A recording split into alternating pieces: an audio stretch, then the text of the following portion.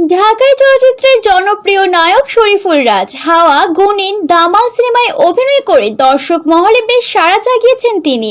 খুব অল্প সময়ে ক্যারিয়ারের বেশ সফল এই নায়ক প্রায়শই নানা কারণে সমালোচনার তোপে পড়েন রাজ।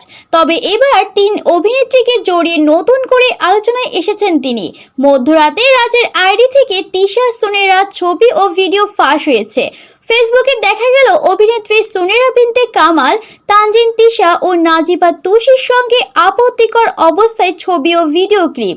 গতকাল দিবাগত রাতে রাজের নিজের ফেসবুক অ্যাকাউন্ট থেকে কয়েকটি ছবি ও ভিডিও পোস্ট করা হয়। সেসব ছবি ও ভিডিওতে মদ্যপ অবস্থায় দেখা গেছে ছোট পর্দার জনপ্রিয় অভিনেত্রী তানজিন তিশা ও অভিনেত্রী সুনেরা বিনতে কামালকে। ভিডিওতে অভিনেত্রী সুনেরাকে অসংলগ্ন ও অশ্লীল ভাষায় কথা বলতে শোনা গেছে। এর ফলে নতুন আলোচনার জন্ম দিয়েছে, একই সঙ্গে চলছে নানা সমালোচনা। ভিডিওতে রাজ নিজের সামনে না আসলেও ক্যামেরার পেছন থেকে ভিডিও ধারণ করেছেন, যা কথা বলতে শোনা যায়।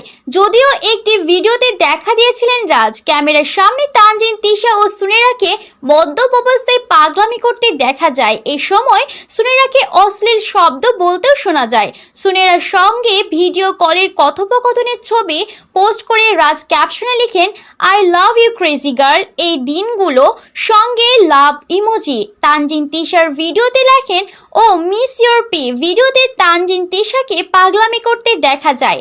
এই ঘটনায় এখনো অভিনেতা রাজ ও তিশা কিছু না বললেও কথা বলেন অভিনেত্রী সুনেরা। তাদের ভিডিও ও ছবি ছড়িয়ে দেওয়ার পেছনে চিত্রনায়িকা পরিমণির হাত রয়েছে বলে আকার ইঙ্গিতে দাবি করেছেন তিনি। তবে ঘণ্টাখানেক পর রাজের প্রোফাইল থেকে সেসব ছবি ও ভিডিও সরিয়ে ফেলা হয়েছে।